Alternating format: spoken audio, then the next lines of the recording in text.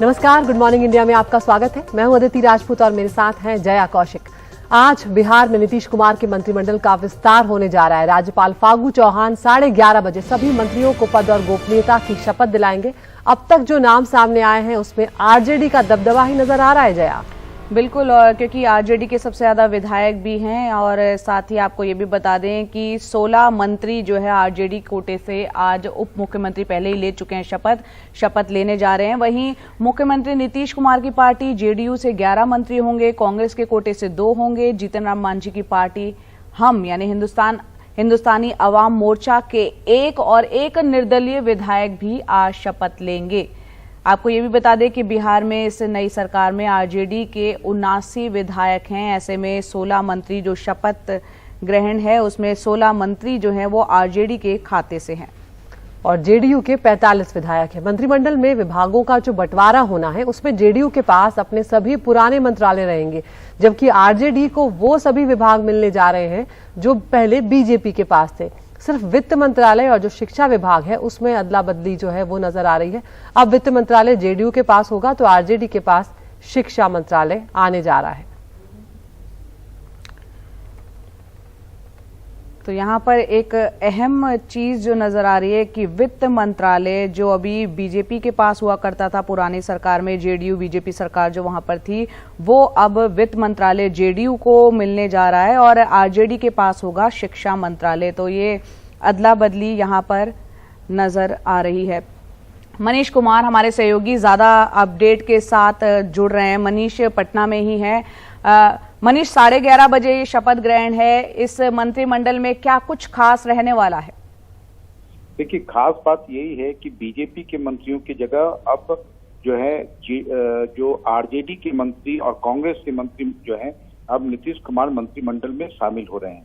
जहां तक आरजेडी के मंत्रियों का कंपोजिशन का सवाल है तो निश्चित रूप से उनके आज 16 में से अधिकांश करीब 6 विधायक जो हैं वो यादव जाति से हैं, जिसमें तेज प्रताप यादव, सुरेंद्र यादव, चंद्रशेखर, ललित यादव जैसे नाम है। ललित यादव, चंद्रशेखर और सुरेंद्र यादव पहले भी मंत्री रहे हैं, तेज प्रताप भी पहले मंत्री रहे हैं।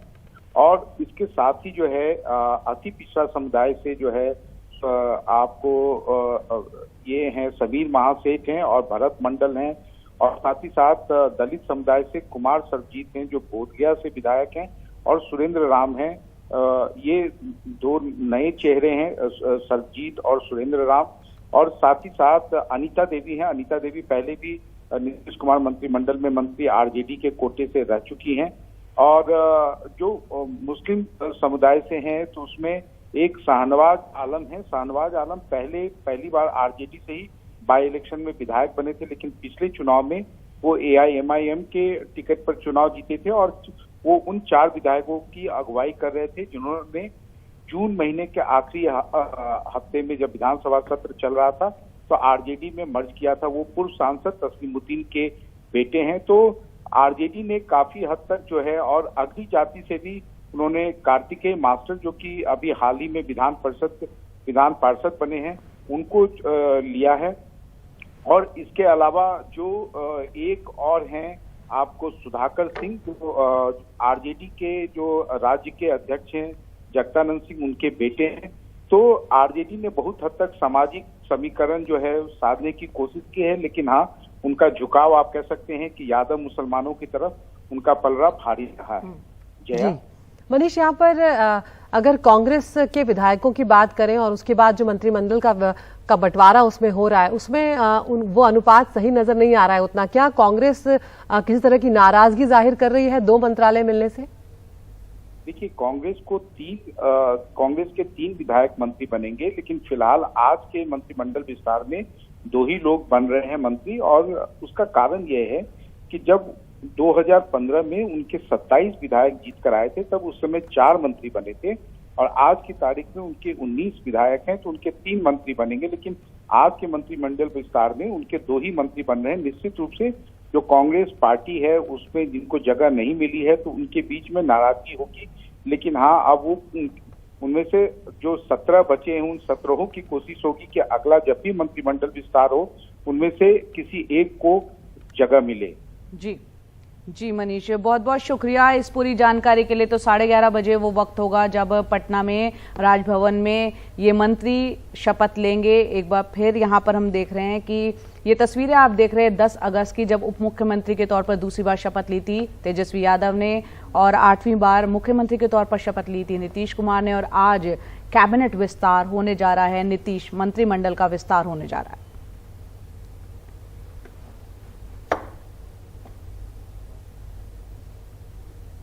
और वहीं मुख्यमंत्री नीतीश कुमार ने स्वतंत्रता दिवस के मौके पर कल पटना के गांधी मैदान पर तिरंगा फहराया। इस दौरान उन्होंने रोजगार और नौकरियों को लेकर बड़ा ऐलान किया। अदिति, रोजगार और नौकरियों को लेकर बार बार सवाल उठते रहे हैं, क्योंकि जब विपक्ष में थे तेजस्वी यादव वो इस मुद्दे को उठाते थे और उन्होंने अपने घोषणा पत्र में वादा भी किया था, वो खुद सरकार का हिस्सा हो गए हैं। बिल्कुल, नीतीश कुमार ने कहा है कि 10 लाख नौकरियों के बाद 10 लाख रोजगार यानी अन्य व्यवस्थाओं से अतिरिक्त नौकरियां दी जाएंगी। और उधर उप मुख्यमंत्री तेजस्वी यादव ने इस ऐलान का स्वागत किया, लेकिन जया कहीं ना कहीं ये भी हमें देखना होगा कि जब ऐलान तो कर दिए जाते हैं, लेकिन जब उन्हें जमीन पर लागू करना होता है तो बहुत मुश्किलें आती है। लेकिन उम्मीद करते हैं कि ज्यादा से ज्यादा रोजगार इनकी तरफ से दिए जाएंगे। सुनवाते हैं क्या कुछ कहा। हम लोग बड़ी संख्या में देंगे। अरे नौकरी वाला भी जो बात है, हम लोग अब एक साथ हैं। हम लोगों का कंसेप्ट है कि भाई हम लोग कम से कम उसको तो 10 लाख तक कर दें, लेकिन हम तो यही कहेंगे कि हम करेंगे बच्चे बच्चियों के नौकरी के लिए भी, और उसके अलावे हर तरह से आप समझिए उसके रोजगार के लिए।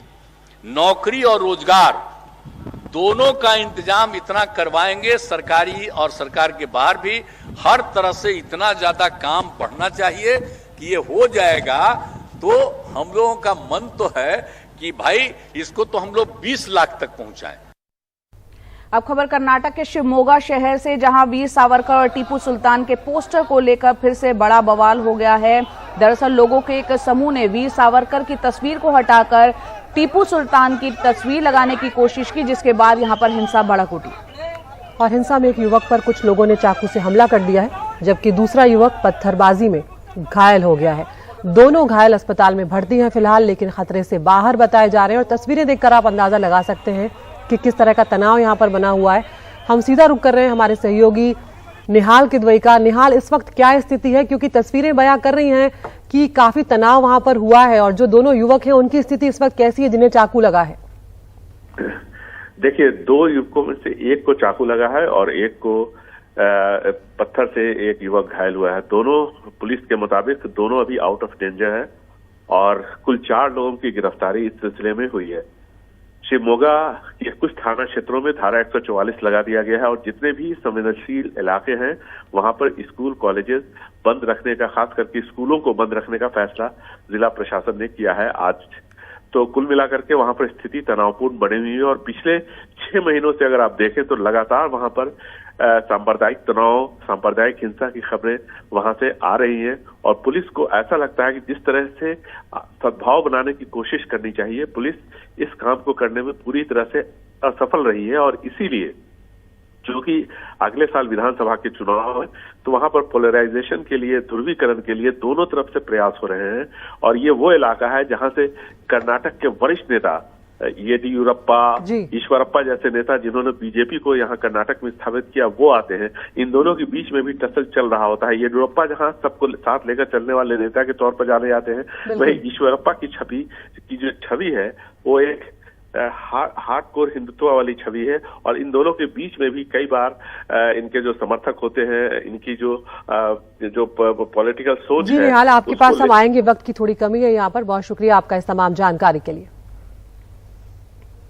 आगे बढ़ रहे हैं। जम्मू कश्मीर में आधे घंटे में 2 हमले हुए हैं। 2 जगहों पर ये आतंकी हमले हुए। आतंकियों ने बडगाम और श्रीनगर में ग्रेनेड फेंके। बडगाम के चादुरा इलाके में आतंकवादियों ने ग्रेनेड से हमला किया। और आपको बता दें कि यहाँ इसमें करण कुमार सिंह नाम का एक नागरिक घायल हो गया है, उसकी हालत स्थिर है। इसके कुछ देर बाद ही, यानी आधे घंटे में 2 हमले हुए हैं। कुछ देर बाद यहाँ पर हमने देखा श्रीनगर के पुलिस कंट्रोल रूम के बाहर आतंकवादियों ने ग्रेनेड से हमला किया, और इस हमले में एक पुलिसकर्मी घायल हुआ। पूरे इलाके की घेराबंदी कर दी गई है। और अब खबर गुजरात में गोधरा कांड के बाद 2002 में बिल्किस बानो सामूहिक बलात्कार मामले में उम्र कैद की सजा पाए सभी 11 दोषी सोमवार को गोधरा उप कारागार से रिहा हो गए।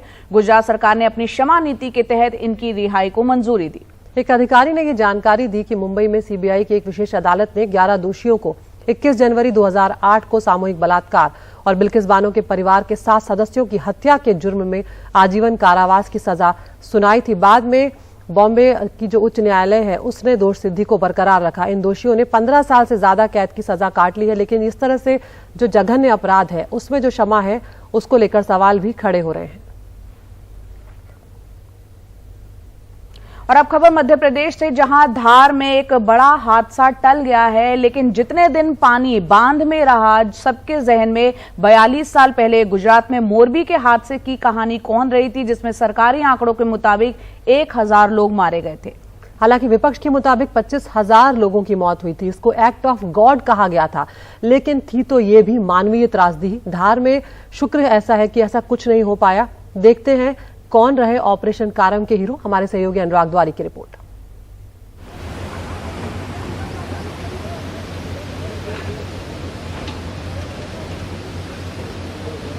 उन्नीस में भी वो 11 अगस्त का ही दिन था। 2022 में भी 11 अगस्त को ही डैम में लीकेज की खबर आई। फर्क सिर्फ इतना था कि 11 अगस्त 1979 में मोरबी में जल सैलाब ने मौका नहीं दिया, अपने साथ हजारों जिंदगियां बहा ले गई। मिनटों में शहर शमशान बन गया। लेकिन 11 अगस्त 2022 को ऑपरेशन कारम के किरदारों ने हादसे के मुंह से जिंदगियों को खींच लिया।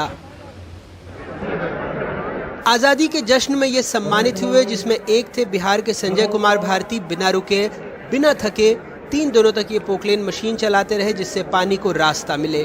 अपने जान जोखिम में डाल के भाई अपना कुछ हो जाएगा, कोई टेंशन नहीं है। बाकी पूरे एरिया अपना बचना चाहिए। बहुत कठिनाई, मतलब सोना रात दिन 24 घंटा एक किए हुए थे हम लोग। कभी खाने का कोई ठीक नहीं, काम पर था कि जितना जल्दी पानी को हम लोग बाहर निकालें साइड से। कारम नदी में इन सिपाहियों के अलावा 3 कैबिनेट मंत्री, कलेक्टर, कमिश्नर, एसपी सहित पूरा प्रशासनिक अमला जुटा था। सेना के जवान, एनडीआरएफ, एसडीआरएफ भी। 3 दिन आते ही चट्टानें रास्ता रोक रही थी, जिससे निबटने बारूद बिछाने की भी प्लानिंग हो गई थी। पर हमारी कोशिश है, हमारा प्रयास है कि जिस प्रकार से ये हमने कट किया है, इतना ही पानी उधर निकल रहा है, क्योंकि पानी का भाव उधर से आवक कम होगी तो हम जल्दी इसको हमारे लेवल पर लाने की कितना है 5 MCM से कम के बाद या 10 MCM सोचा? 15 MCM पानी है। हाँ। तो हम निरंतर 1 MCM करेंगे तो आज या कल में हम अच्छी सफलता पे जाएंगे। अगर बारिश ना हुई तो दोनों फ्लैंक्स खुल गए हैं। हाँ, दोनों ब्लास्टिंग एक्सपर्ट भी आए हैं क्या? वो भी आए हैं ना, उनसे भी हम चर्चा कर रहे हैं। उधर भोपाल के वल्लभ भवन में शुक्रवार से ही तमाम विभागों के आला अधिकारियों के साथ मुख्यमंत्री शिवराज सिंह चौहान देर रात 2 से 3 बजे तक सिचुएशन रूम में बैठते, फिर तड़के से ही रणनीति बनती। प्रधानमंत्री, गृह मंत्री को भी पल पल की जानकारी भेजी जा रही थी। तय हुआ कि बांध के पानी को बाईपास बनाकर ही खाली किया जाएगा। जो रणनीति बनी वो ये बनी कि अंततः बांध को खाली करना चाहिए, और खाली एकदम ना हो, क्योंकि पाल तोड़ के अगर पानी निकाला जाता, एक साथ पानी का निकलना कई गांवों में तबाही मचा सकता था। और इसलिए यह तय किया कि बाईपास चैनल बना के पानी निकाला जाए, क्योंकि जो रणनीति थी कहां से कट करें, एक तरफ पहाड़ी, उसको ध्यान में रखते हुए कि वहां से कट करेंगे तो एक तरफ से पाल कटेगी नहीं क्योंकि पहाड़ी है, चट्टान है, और दूसरी तरफ से धीरे धीरे कटती जाएगी। एक साथ बहुत सा पानी बाहर नहीं निकलेगा और पाल टूटेगी नहीं। 3 दिनों में ऑपरेशन कारम के तमाम किरदारों की मेहनत से गुरुवार को जो 15.49 MCM पानी था, वो रविवार रात 2.93 MCM बचा, यानी खतरा पूरी तरह टल गया। ऑपरेशन कारम में कई उतार चढ़ाव थे, कई दिक्कतें भी थी। विंध्याचल रेंज की पहाड़ी पर बने कारम डैम में 2018 में ही 8 गांव समा गए थे। इस बार हादसे की चपेट में 18 गांव आ सकते थे। पहली सरहद पर भांडखो गांव के 100 परिवार पहाड़ी पर चले गए, लेकिन यहाँ भी बरसात में परिवार को पानी से बचाने से लेकर खाने तक की दिक्कत थी। फिक्र खेतों में खड़ी मक्का, सोयाबीन और कपास की भी थी। साथ रह रहे मवेशियों की भी। बहुत बुरा नुकसान होगा सर, हमारा जमीन भी खुदा जाएगी, हमारी कपास भी चला जाएगा, मक्का भी चला जाएगा। जमीन नहीं रहेंगे तो खाएंगे क्या? सब तो खोदा जाएगी डैम में, और बिना पानी की खेती रहेगी तो बरसात में पकेगी, उनाले में तो कुछ पक नहीं सकते, गाँव में बो नहीं सकते हैं। और जो मवेशी वगैरह वो सब आप लोग ऊपर ले आए हैं? हाँ, जो हमारे पक्षी है, ढोर बैल है, बकरा बकरी सब ऊपर ले आए हम। हाँ, अनाज तो नीचे है, पुलिस वाले नीचे जाने नहीं देते हैं, ऊपर भगा देते, छुपा छुपा के लाते हैं। अभी जमीन भी चली जाएगी, ऐसे पहाड़ नदी सरे के पत्थर निकल आएंगे, हमारी मट्टी हट्टी तो कुछ भी नहीं रहेगी हमारी जमीन में। कई बूढ़े बुजुर्ग चढ़ नहीं सकते थे, उनके परिवार की अपनी मुश्किल। बसंती बाई के 7 बच्चे, बूढ़ी सास और खाने को कुछ नहीं बचा था। क्या रात में खाना वाना नहीं मिला? नहीं मिला है। क्या हुआ था रात में? भूखे सोए थे? भूखे सोए थे, क्या करें, बिजली भी नहीं है, नहीं ये अंधेरा। अभी माँ भी साथ में, माँ को भी सोला है, एक माँ को वहाँ ननंद का घर पहुँचवाया, अभी को उठा के वहाँ बेडअप ले गए था, तो रोटी नहीं खाया, हमारे से रोटी नहीं खा पाए? रोटी भी नहीं। ये गेहूं वगैरह अभी मिला क्या आप लोगों को? ये जो ये तो अभी हमारा घर से सुधारी रहा, अब आटा पीटा नहीं है, क्या करेगा, गट्टे में पीस के खाएंगे। और ऊपर क्यों नहीं जा रहे? अगर पानी वानी आ गया तो डर? तो ऊपर भी जाना तो वापस आना पड़ेगी, नहीं ढोर ढंकर भी हमारा बच्चे भी संभालना पड़ा, छोटा छोटा बच्चा है। खैर, अब सारे लोग गांव लौट आए हैं, फसल को भी कोई खास नुकसान नहीं हुआ है। इस साल कारम डैम से 42 गांव के 10,500 हेक्टेयर में बने खेत लहलहाने वाले थे, उसमें देरी हो गई, करोड़ों पानी में बह गए, लेकिन मोरबी को मध्य प्रदेश में टाल दिया गया। धार से कैमरा पर्सन रिजवान खान, अमीन शाह और साबिर के साथ अनुराग द्वारी की रिपोर्ट, एनडीटीवी इंडिया। देश को 49वें मुख्य न्यायाधीश यानी चीफ जस्टिस ऑफ इंडिया मिलने वाले हैं, जस्टिस यू ललित, जिनका एक बहुत बड़ा लंबा कैरियर रहा है वकालत का, और एक बहुत लंबा एक ऐसे जज सुप्रीम कोर्ट में रहे जो अब चीफ जस्टिस बनेंगे, और सीधे बार से जो पहुंचे और चीफ जस्टिस बनेंगे, वो सिर्फ देश के इतिहास में वो दूसरे ललित साहब ऐसे हैं, एक बड़े। और आज हमारे साथ एनडीटीवी इंडिया पर वो हैं। सर, आपका स्वागत है एनडीटीवी इंडिया पर। Thank you. अब क्योंकि एक बहुत बड़ी जिम्मेदारी आपको मिलने वाली है, बहुत बड़ी चुनौतियां भी आपके सामने होंगी, क्योंकि जस्टिस अभी जैसे आपने घर घर पहुंचने की कोशिश की, न्याय को पहुंचाने की गरीबों तक कोशिश की, लेकिन बतौर देश की न्यायपालिका के मुखिया बहुत सारी चुनौतियां हैं, जजेस की कमी है, संसाधनों की कमी है, सरकार से भी अपॉइंटमेंट करवानी है, बहुत सारी चुनौतियां हैं, और वक्त आपके पास उतना नहीं है। ऐसे में आपने क्या प्लानिंग की है? किस तरीके से आप देश के लोगों को ये भरोसा देंगे, ये सुनिश्चित करेंगे कि न्याय उन तक पहुंचे? न्याय तो वैसे हर नागरिक का हक है, मौलिक अधिकार है, तो जब भी वो चाहें एक्सेस टू जस्टिस के प्रिंसिपल के तहत everybody is entitled to approach the court. जहाँ तक कि एक चीफ जस्टिस की ड्यूटीज़ या रिस्पॉन्सिबिलिटीज़ का सवाल है, वो सिर्फ एक हेड ऑफ द इंस्टीट्यूशन है। At the same time there is something what is called laying down certain policy guidelines, certain course of conduct या practice। एक चीफ जस्टिस का ये बनेगा कि उसका दायित्व ये है कि सिर्फ अपनी ही करियर के बारे में ना सोच के या अपनी टेन्योर के बारे में ना सोचते हुए एक इस तरह की प्रणाली बना ले कि जिसके तहत, जो उन प्रिंसिपल्स के तहत आगे वाली कई सालों तक वो प्रणाली चलती रहे। एक प्रणाली ऐसे हो कि जो सर्वसम्मत हो और सबके लिए अच्छी हो, और जिसमें एक सिर्फ चीफ जस्टिस का रोल नहीं है, सारे पूरे जितने स्टेक होल्डर्स हैं उनको साथ लेके हुए चलना पड़ता है। तो ये जो आगे चलता रहेगा सिलसिला, यही एक चीफ जस्टिस का असली दायित्व है। सर, बड़ा सवाल उठा है, आपने भी कई बार उठाया और आपने कोशिश भी की है कि जमानत जल्द मिले लोगों को, जो जेल में जो इंटाइटल हैं, जो छूट सकते हैं, क्योंकि बेल जो है वो रूल है, पहले सुप्रीम कोर्ट ने भी कहा है। ऐसे में बहुत सारे सुप्रीम कोर्ट के रिटायर्ड जज हैं जिन्होंने ये भी कहा कि इस देश में अमीरों को जल्दी केस सुने जाते हैं, गरीब लोगों के नहीं सुने जाते हैं। तो एक ये भी परसेप्शन है, इसको बदलने के लिए क्या आपकी तरफ से, क्योंकि आपने इतना काम किया है इस फील्ड में, और आप कोविड के टाइम भी 11 स्टेट में गए, जब लॉकडाउन था, सब जगह बंद थी, आप अलग अलग छोटे छोटे जिले और तालुकों में गए, तो जो लोग जो बेल पे नहीं छूट पा रहे हैं, या जो बात है कि अमीरों के केस आ जाते हैं, गरीब के केस की सुनवाई नहीं होती है, उसको लेकर आप किस तरीके से आगे बढ़ेंगे? देखिए, सबसे पहले ये आपको ध्यान में रखना पड़ेगा कि जितने भी जेल में लोग हैं, जेल या प्रिजन्स में हैं, उसमें से 90% से ज़्यादा हम लोग कहते हैं जिनको अंडर ट्रायल्स, कि जिनके केस की अभी तक के सुनवाई, फाइनल हियरिंग की सुनवाई हुई नहीं है, ऐसे लोग 90% होते हैं। मतलब 10% हमारे पास कन्विक्ट्स होते हैं और 90% हमारे पास अंडर ट्रायल्स होते हैं। अब होता यह है कि आपके पास कन्विक्शन का रेट है विच इज़ लेस देन 30%, तो इसका मतलब है उन 90 में से सिर्फ 30% लोग फाइनली चल के कन्विक्ट होने वाले हैं।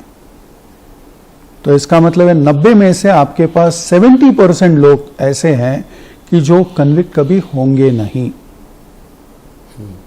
और वो सिर्फ यानी कानून के जो पहलू हैं या जो उसके प्रणाली का एक हिस्सा है जो अभी तक के सुनवाई नहीं हुई है या ट्रायल नहीं हुई है, इसकी वजह से सिर्फ अंदर रहते हैं।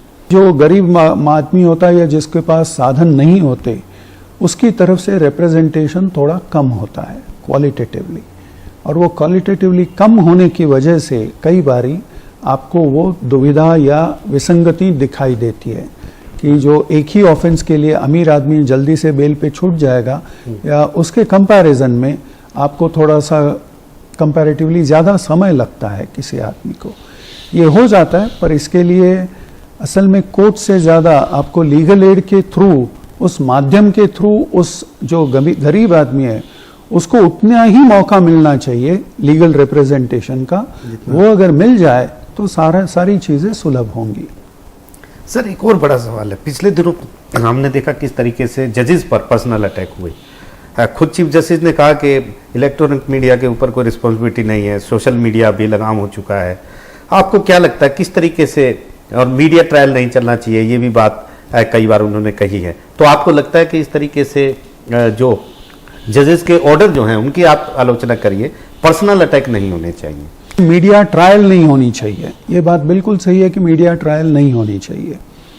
होता क्या है कि ट्रायल करने का हक या अधिकार अपनी जो सिस्टम है क्रिमिनल जूरिस्प्रूडेंस, उसके तहत सिर्फ कोर्ट्स ऑफ लॉ को है।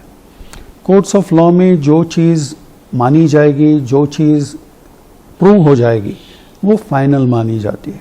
कई बार ये होता क्या है कि आप न्यूज़पेपर या चैनल्स में थोड़ा सा ज़्यादा एग्जूबरेंस होता है और वो लोग बोल जाते हैं कि नहीं ये पूरा का पूरा प्रूव हो चुका है, ये ऐसा हुआ है, ये वैसा हुआ है, तो उसके जो तथ्य हैं, उसके जो प्रूफ है, वो उनके ऊपर ज़्यादा से ज़्यादा डिबेट होना शुरू हो जाता है अखबारों में या फिर चैनल्स में।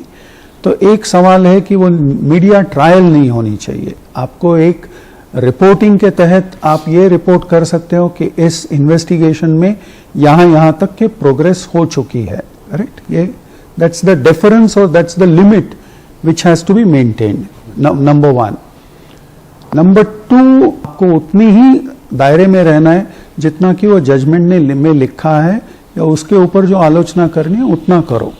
मैं ये नहीं कहता कि आप जजमेंट या ऑर्डर्स की आलोचना ना करें, उसके ऊपर क्रिटिसिज्म ना हो, आप बेहद करो कि एक जजमेंट अगर गलत है तो एक रिसर्च के तौर पे समझ लो, अगर वो जजमेंट ने एक कानून का पहलू अगर मिस किया है या कानून का पहलू उनके नज़रअंदाज हुआ है, तो आप बोल सकते हो कि भाई ये जजमेंट ने ये फलाना जो बाइंडिंग जजमेंट है उसको मद्देनजर नहीं रखा है, उसको नज़रअंदाज किया है, तो इसलिए ये जो जजमेंट है इसकी वैल्यू कम हो जाती है। इस तरह के जो भी डिबेट्स हैं, इस तरह के जो भी आपकी आलोचना है, that is always welcome, because that furthers the cause of justice. आगे चल के जजेस को भी समझ में आ जाता है कि शायद हमारी गलती कहाँ हुई है, करेक्ट? तो इस तरह का जो भी आलोचना है, दैट इज ऑलवेज वेलकम। वो जो आलोचना होगी वो एक आपका जो सिस्टम है उसको सक्षम करेगी, करेक्ट? पर एक जो दूसरे किस्म की आलोचना है कि एक जज के ऊपर आलोचना करना, वो मेरे हिसाब से नहीं होना चाहिए। एक और बड़ा सवाल है सर, बहुत सारे लोग काफ़ी साल से, कई बार, एक बार सुप्रीम कोर्ट के एक जज ने भी बोला, वो पुरानी बात है, लेकिन कि कोई जैसे लोग मानते हैं कि जब आप सुप्रीम कोर्ट में होते हैं तो आपके ऊपर सरकार का एक दखल होता है, प्रेशर होता है। आप इतने साल से, आप 2014 से यहाँ पे हैं, हम भी आपको देख रहे हैं, क्या आपको कभी लगा ऐसा कि ऐसा होता होगा या ऐसा होता है? मैं तो ये नहीं जानता और समझता भी नहीं कि ऐसा कोई प्रेशर होता है, हर आदमी अपना काम अच्छे से करे तो उसके ऊपर कोई भी प्रेशर कहीं से भी आ ही नहीं सकता असल में। अब जैसे जज की बात रही, आपके जुडिशियल इंडिपेंडेंस को एक फंडामेंटल एस्पेक्ट मान के पूरी सिस्टम ही उसी इर्द गिर्द चलती है, करेक्ट। एक जजेस को अपना जो जजमेंट है उसके ऊपर किसी की आलोचना नहीं हो। आप कॉन्स्टिट्यूशन में भी तो यही प्रावधान है कि आप पार्लियामेंट में भी, यानी आप जो डिस्कस कर सकते हो उसके लिए भी प्रावधान है कि एक जजमेंट के ऊपर आप क्या डिस्कस कर सकते हो। जज की कॉन्डक्ट आप कभी डिस्कस नहीं कर सकते, correct, even on the floor of the house, unless and until there is an impeachment motion against him. So इतनी सारी जो प्रावधान, इतनी सारी जो प्रोविजंस दी है, वो इसलिए दी है कि एक जज को अपना कार्य करते वक्त, अपना काम करते वक्त उसको पूरा का पूरा इंसुलेशन हो, उसको कहीं से भी अटैक या कहीं से भी प्रेशर आने का कोई चांस ही ना हो, और वो जज अपने उस प्रेशर के से बिल्कुल एकदम परे रहे, इंसुलेटेड रहे। वाले बहुत सारे जब कोई फैसले आते हैं या कुछ ऐसा होता है तो लोग जैसे अमीर गरीब की बात हम कर रहे थे, इसी तरह कुछ लोग ये भी बोलते हैं कि एक कम्युनिटी वाले को जल्दी बेल मिल जाती है, दूसरी कम्युनिटी वाले को नहीं मिलती है। कहीं ना कहीं अदालतें भी बायस हैं, क्योंकि हमने बहुत सारे केसेस में देखा है जब आप बेल देते हैं या बेल की कोई चीज़ें आती हैं तो उसमें जो फाइल पढ़ते हैं फैक्ट पे बात करते हैं। मैंने कई बार आपको सुना है कि आपने एक बहुत बड़े केस में, गैंगरेप केस में, उनके घर वाले कहना कुछ चाह रहे थे कोर्ट के अंदर, तो आपने कहा कि ये क्रिमिनल केस है, इसमें इमोशन बीच में मत लाइए। एक गैंगरेप दिल्ली का निर्भया केस वो था, उनके घर वाले बोलना चाहते थे। तो ऐसे में आप मतलब कभी आपको ऐसा लगता हो कि या जो परसेप्शन बनता है वही जमानत के भाई इसको जल्दी मिल गई उसको लेट मिली, तो कहाँ तक फैक्ट काम करते हैं और कहाँ तक मीडिया का या किसी का प्रेशर काम करता है? अब जैसे आप ही ने वो जो जिक्र किया, एक जो केस मेरे सामने चल रहा था, केस में ये था कि हाँ उनको डेथ सेंटेंस हुई थी, जो मुलजिम थे 3 लोगों को, और death sentence naturally the appeal against conviction was before us. तो उस कन्विक्शन के पहलू से देखते हुए उनके जो वकील साहब थे उनकी तो बहस हमने सुन ली, फिर स्टेट के जो प्रोसिक्यूटर होते हैं या स्टेट के वकील होते हैं उनकी भी बहस हमने सुन ली। जो कंप्लेनेंट होते हैं आज की तारीख में, विक्टिम या कंप्लेनेंट को भी यानी एक अपना एक अलग अस्तित्व कोर्ट के सामने या एक अलग उनका स्टैंडिंग होता है। जहाँ तक के भी आपको मेरिट्स के ऊपर वो सबमिशंस करना चाहें तो आप हमेशा सुन लेते हैं, पर ये कह के कि भाई अब आज उस फादर की क्या हालत है, करेक्ट, उस लड़की के, उसमें गैंगरेप का सवाल था और गैंगरेप और मर्डर का। तो आज फादर की क्या हालत है, आज उनकी कंडीशन क्या है, ये जो मामले होते हैं ना, ये पॉइंट्स थोड़े से अपनी जो कक्षा है मैटर की, उसका जो एक अपना पहलू है, उसके जो लिमिट्स है उसके बाहर चले जाते हैं। अभी आपने इमोशंस और फैक्ट्स की बात जो बोली ना, तो ये जो है हमेशा हमारे सामने जो आते हैं वो हम फैक्ट्स के तौर पे ही देखते हैं।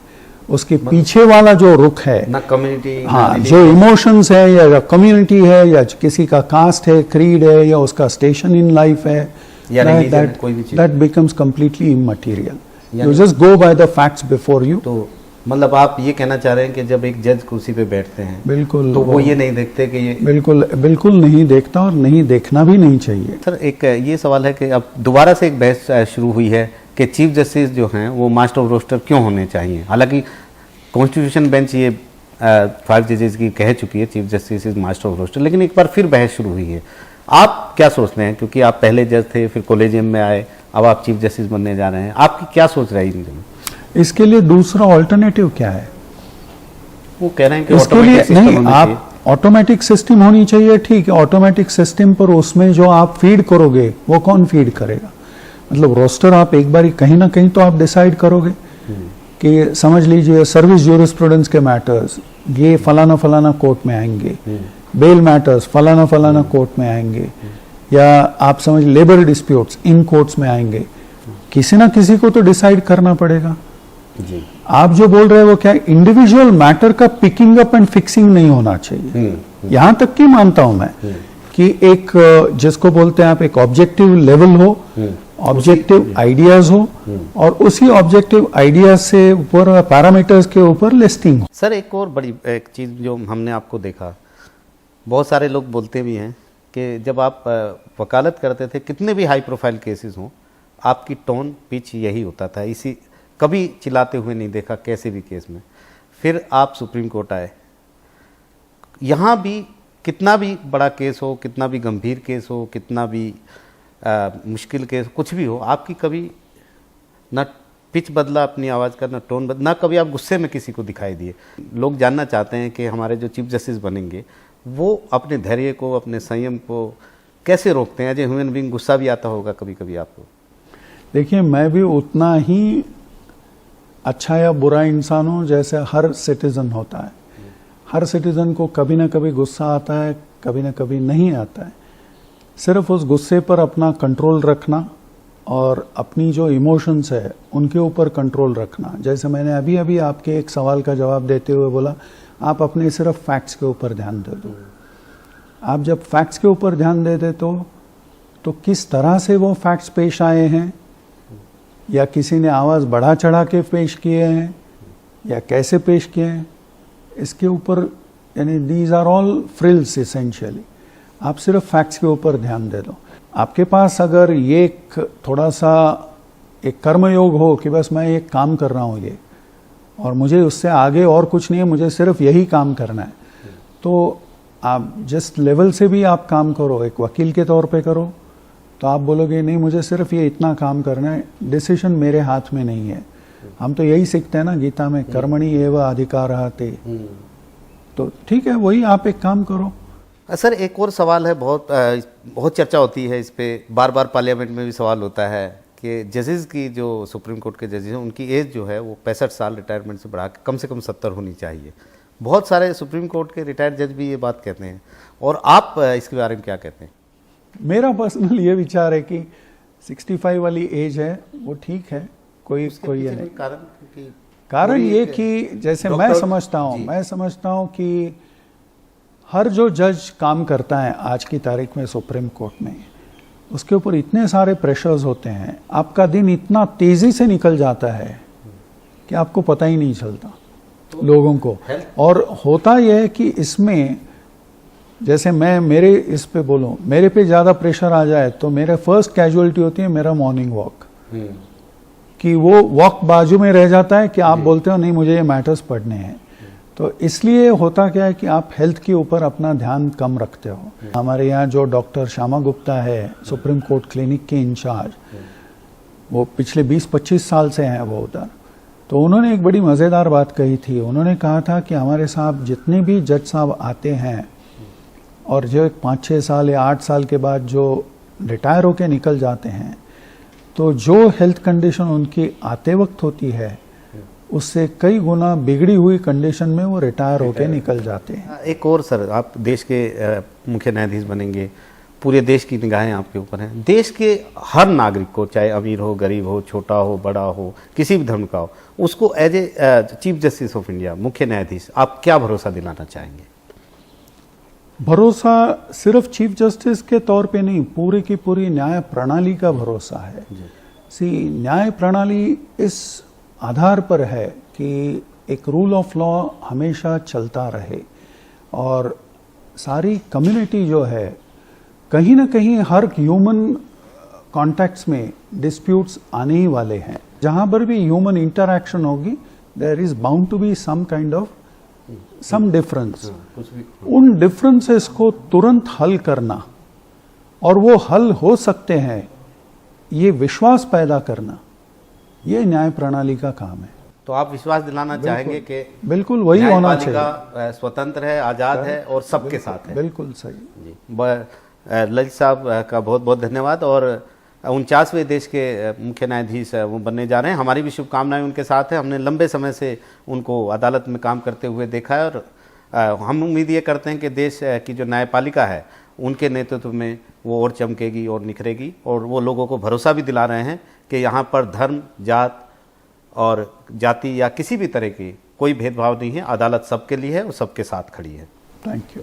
नमस्ते, बहुत बहुत धन्यवाद सर। Thank you. गुड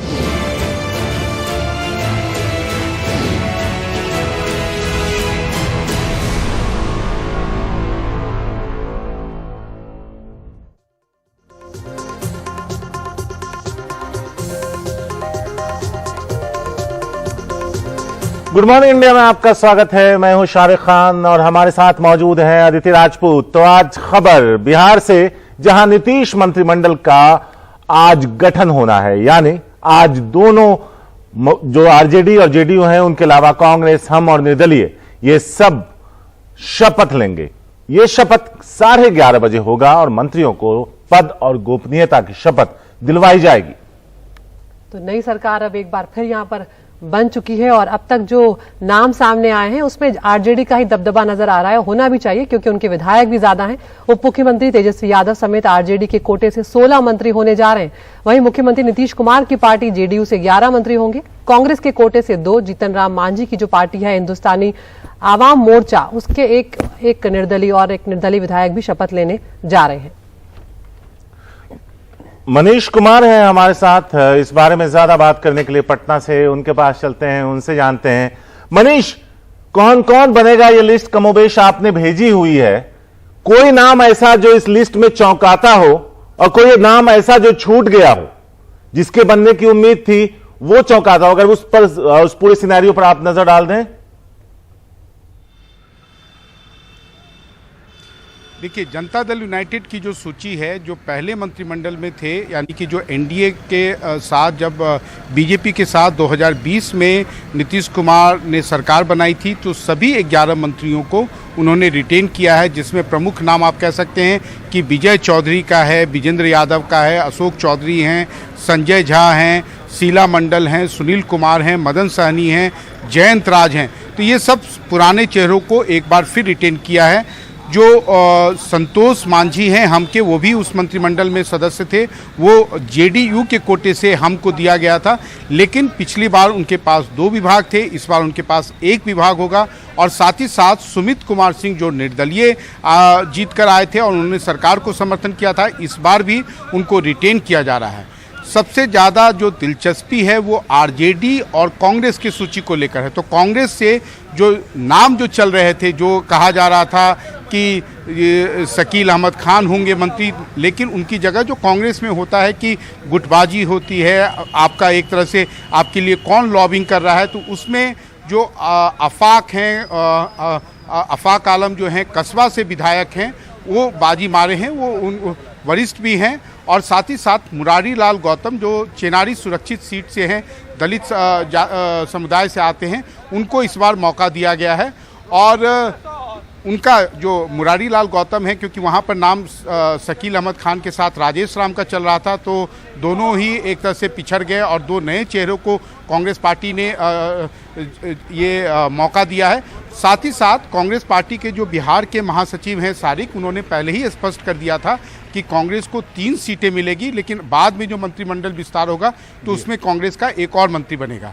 अब सबसे ज़्यादा जो दिलचस्पी आप कह सकते हैं, उत्सुकता है, वो आरजेडी के लिस्ट को लेकर है।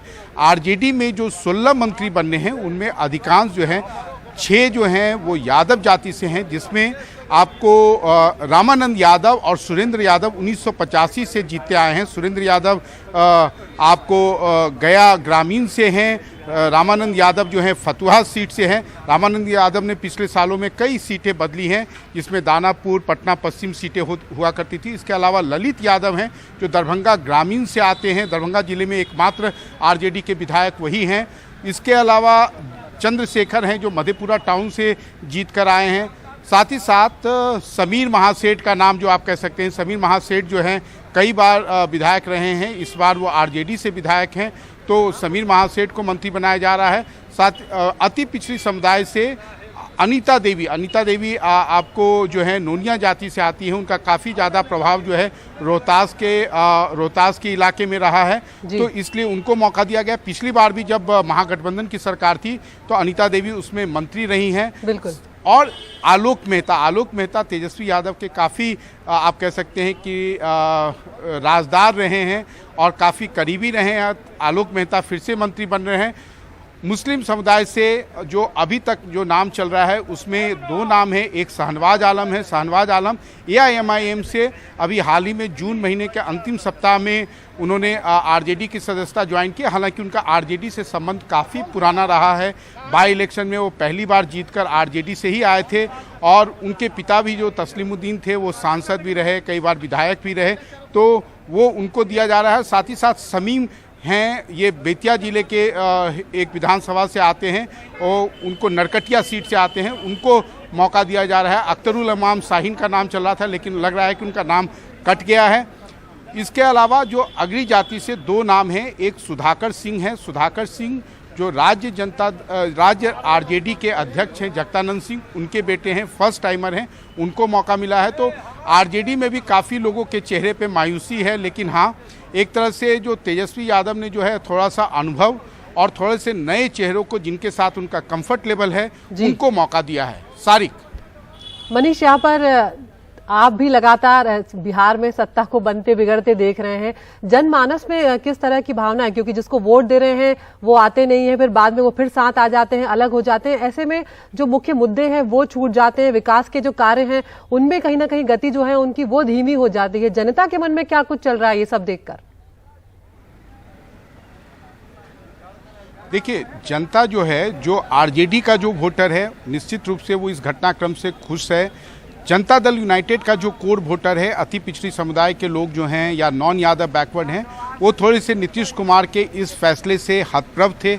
लेकिन उनका ये कहना है कि ये सब कुछ जो है अब ये डिपेंड करता है कि आने वाले दिनों में ये समीकरण जो है RJD के जो कोर वोटर हैं, खासकर यादव जाति के लोग हैं, उनका जो अति पिछड़ी समुदाय के प्रति किस तरीके की भावना रहती है, किस तरीके का बर्ताव रहता है, किस तरीके का व्यवहार रहता है, ये सब कुछ जो है इस सरकार का भविष्य, इस गठबंधन का जो रूपरेखा या गठबंधन की आने वाले दिनों में दिशा वो तय करेगी। अदिति। मनीष, संक्षेप में एक सवाल था, जब नीतीश और तेजस्वी ने पिछली बार सरकार बनाई थी और जो RJD के मंत्री थे और इस बार जो मंत्री बन रहे हैं उसमें कितना बदलाव है?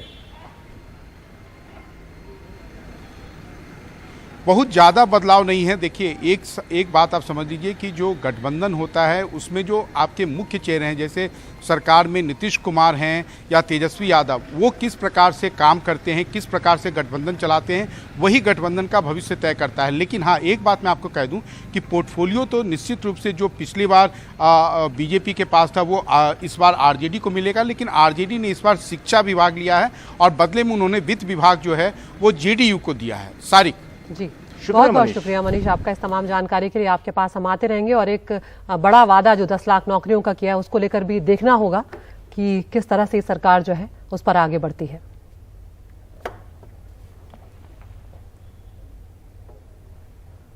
तो जहां एक तरफ बिहार में शपथ ग्रहण समारोह होने जा रहा है, वहीं बिहार BJP के खेमे में भी बहुत कुछ चल रहा है। उसके वहां पर आज कोर ग्रुप की बैठक होने जा रही है और ये बैठक दिल्ली में होगी। शाम 4:30 बजे पार्टी मुख्यालय पर यह बैठक होने जा रही है और बिहार में सत्ता हाथ से जाने के बाद जो आगे की रणनीति है उस पर BJP जो है वो बैठक करने जा रही है। संगठन में बताया जा रहा है कि खास और महत्वपूर्ण बदलाव हो सकते हैं। जमीनी लड़ाई लड़ने के लिए रणनीति बनाई जाएगी। पार्टी के विस्तार पर चर्चा होगी। बीजेपी के राष्ट्रीय अध्यक्ष JP नड्डा, संगठन महासचिव BL संतोष और बिहार BJP के वरिष्ठ नेता इसमें मौजूद रहेंगे।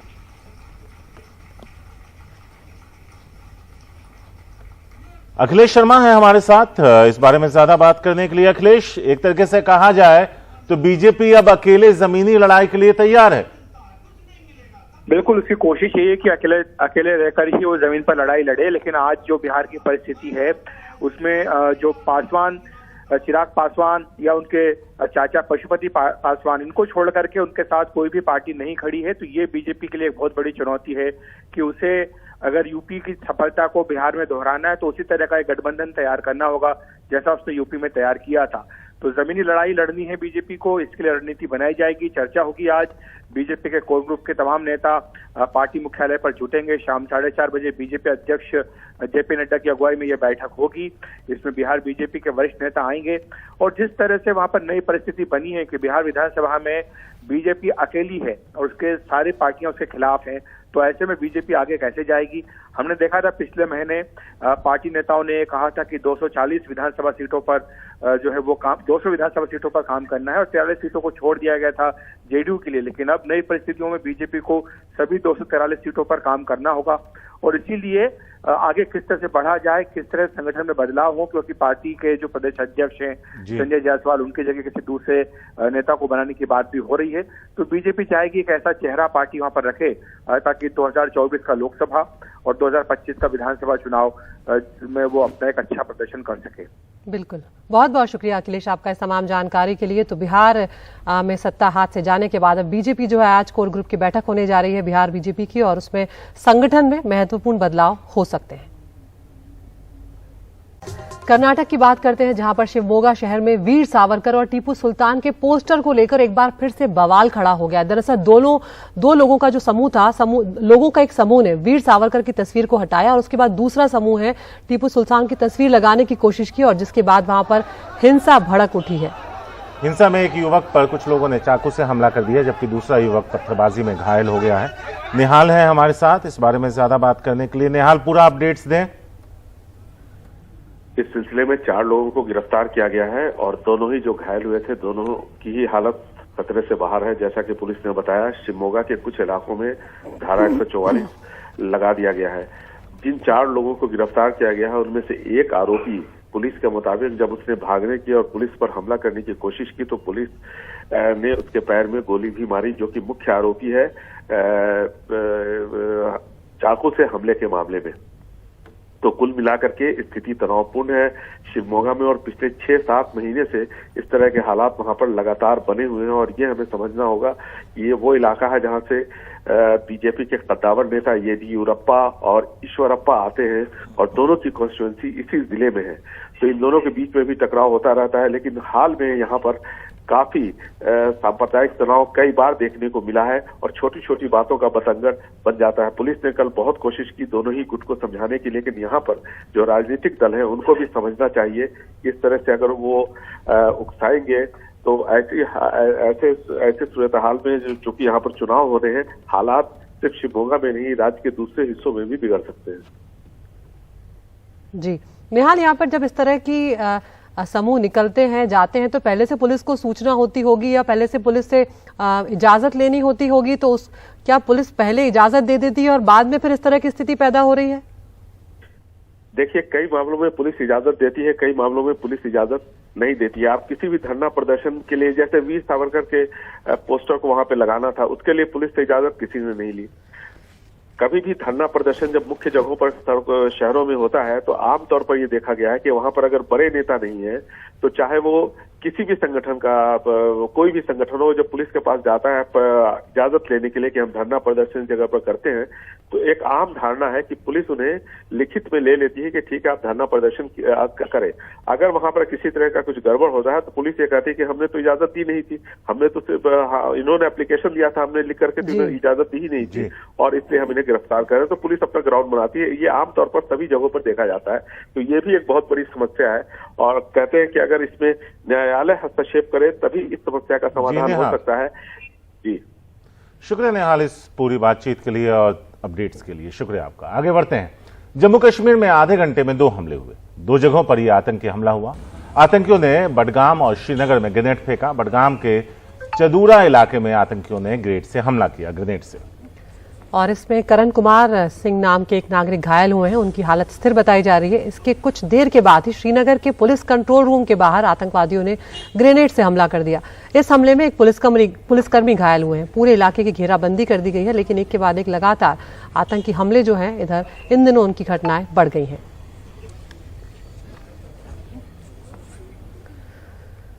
गुजरात में गोधरा कांड के बाद 2002 में बिल्किस बानो सामूहिक बलात्कार मामले में उम्र कैद की सजा पाए सभी 11 दोषी सोमवार को गोधरा उप कारागार से रिहा हो गए। गुजरात सरकार ने अपनी क्षमा नीति के तहत इनकी रिहाई की मंजूरी दे दी है, लेकिन इतने जघन्य अपराध को लेकर माफी देने को लेकर, क्षमा नीति को लेकर कहीं ना कहीं सवाल भी खड़े हो रहे हैं। एक अधिकारी ने यह जानकारी दी। मुंबई में सीबीआई की एक विशेष अदालत ने 11 दोषियों को 21 जनवरी 2008 को सामूहिक बलात्कार और बिल्किस बानो के परिवार के 7 सदस्यों की हत्या के जुर्म में आजीवन कारावास की सजा सुनाई थी। बाद में मुंबई उच्च न्यायालय ने भी उनकी सजा को बरकरार रखा था। इन दोषियों ने 15 साल से अधिक कैद की सजा काट ली है। पिछले 2 घंटे में हमने आपको गुड मॉर्निंग इंडिया शो में तमाम खबरें दिखाई हैं और अब हम आपसे गुजारिश करेंगे कि आप इसमें से अपनी पसंद की खबर चुनें। आप टॉप 5 हम आपको दिखा रहे हैं, जिसमें पहली खबर है नीतीश कैबिनेट का आज विस्तार होने जा रहा है और उसमें आरजेडी का दबदबा रहने वाला है। बिल्किस रेप केस जो है गुजरात का, उसमें 15 साल की जेल के बाद 11 जो दोषी हैं उन्हें रिहा कर दिया गया है गुजरात सरकार की क्षमा नीति के तहत। तीसरी खबर कर्नाटक के शिवमोगा से आई, जहां पर सावरकर और टीपू सुल्तान के पोस्टर को लेकर विवाद गर्मा गया, धारा 144 लागू करनी पड़ी। चौथी खबर 6 महीने में ओमिक्रॉन वैक्सीन जो है वो आने की उम्मीद जताई जा रही है।